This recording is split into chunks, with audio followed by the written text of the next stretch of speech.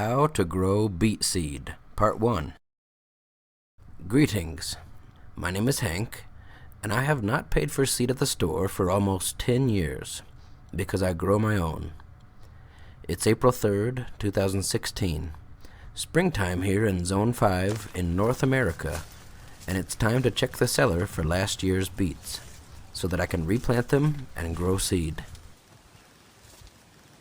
I would have just left the beets in the ground from the previous summer, had I been in a warmer climate.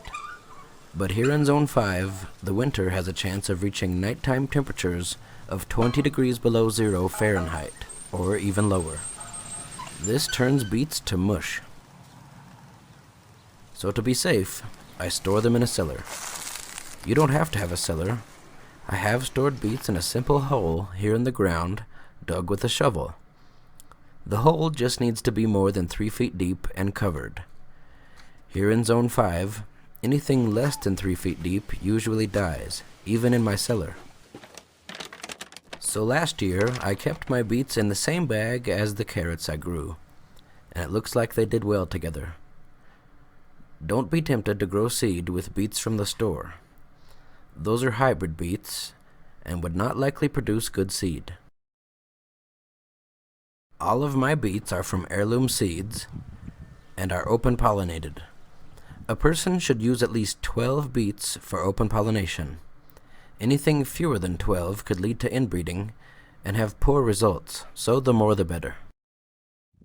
I kept my beets in a bird feed bag and folded the top closed to regulate moisture. But most any animal feed bag works fine for this. If I leave my beets exposed in the cellar, they get dry through the winter, and some of them die.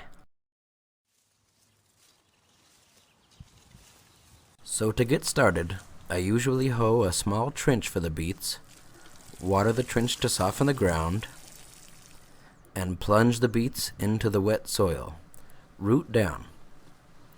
Since beets are wind-pollinated, you should plant them in 2 or more rows, next to each other, to increase pollination, no matter which way the wind blows. Then I cover the beets with dirt and water them well. If your soil has good drainage, then you should water them every day. This has been Part 1 of How to Grow Beet Seed.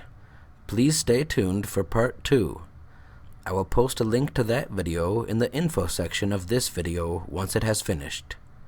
Thanks for watching, and happy gardening!